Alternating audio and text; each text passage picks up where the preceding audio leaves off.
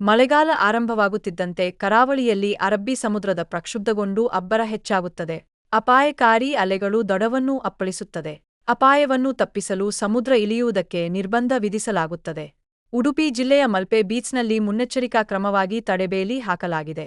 ಪ್ರವಾಸಿಗರಿಗೆ ಸಮುದ್ರಕ್ಕೆ ಇಳಿಯುವುದನ್ನು ನಿಷೇಧಿಸಲಾಗಿದೆ.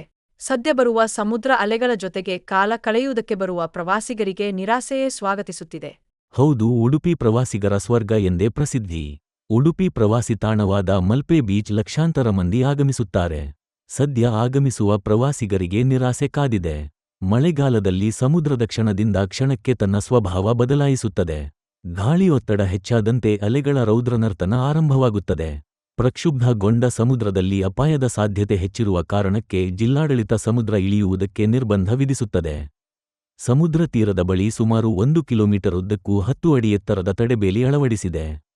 ಫಿಶ್ ನೆಟ್ ಬಳಸಿ ಸುಮಾರು 10 ಅಡಿ ಎತ್ತರದ ತಡೆಬೇಲಿ ನಿರ್ಮಿಸಲಾಗಿದೆ.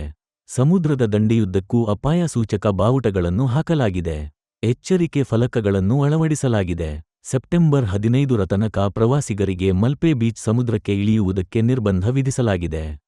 ತಡೆಬೇಲಿ ಹಾಕುವುದ ಜೊತೆಗೆ ಟೂರಿಸ್ಟ್ ಪೊಲೀಸ್, ಲೈಫ್ ಗಾರ್ಡ್ಗಳು, ಪೊಲೀಸ್ ಹೋಮ್ ಗಾರ್ಡ್ ಕೂಡ ಪ್ರವಾಸಿಗರು ಸಮುದ್ರಕ್ಕೆ ಇಳಿಯದಂತೆ ಕಣ್ಗಾವಲು ಇಟ್ಟಿದ್ದಾರೆ. ಪ್ರತಿನಿತ್ಯ ಲಕ್ಷಾಂತರ ಪ್ರವಾಸಿಗರು ಮಲ್ಪೆ ಕಡೆ ಮುಖ ಮಾಡುತ್ತಾರೆ. ಸದ್ಯ ಮಲ್ಪೆಗೆ ಬರುವ ಪ್ರವಾಸಿಗರು ನಿರಾಶೆಯಿಂದ ಹಿಂತಿರುಗುವಂತಾಗಿದೆ. ಸಮುದ್ರ ತೀರದಲ್ಲಿ ನಿಂತು ಅರಬ್ಬಿ ಸಮುದ್ರದ ರುದ್ರರಮಣೀಯ ಸೌಂದರ್ಯವನ್ನು ಆಸ್ವಾದಿಸುವ ಅವಕಾಶ ಇದ್ರೂ ಸಮುದ್ರಕ್ಕೆ ಇಳಿಯೋಕೆ ಅವಕಾಶ ಇಲ್ಲ ಎಂದು ನಿರಾಸೆಯೊಂದಿಗೆ ಬಂದ ದಾರಿಗೆ ಸುಂಕವಿಲ್ಲ ಎನ್ನುವಂತೆ ವಾಪಸ್ ಹೋಗೋದು ಅನಿವಾರ್ಯ. ಮಲ್ಪೆ ಬೀಚ್ ಬರುವ ಪ್ರವಾಸಿಗರು 3 ತಿಂಗಳುಗಳ ಬಿಟ್ಟು ಟೂರ್ ಪ್ಲಾನ್ ಮಾಡಿದ್ರೆ ಸಮುದ್ರ ಅಲೆಗಳ ಜೊತೆ ಆಟವಾಡುವುದಕ್ಕೆ ಅವಕಾಶ ಸಿಗಲಿದೆ. ಒಟ್ಟಿನಲ್ಲಿ ಪ್ರವಾಸಿಗರ ಸುರಕ್ಷತೆಯೇ ಮೊದಲ ಆದ್ಯತೆಯ ಉದ್ದೇಶದಿಂದ ಜಿಲ್ಲಾಡಳಿತದ ಕ್ರಮ ಅನಿವಾರ್ಯವಾಗಿದೆ.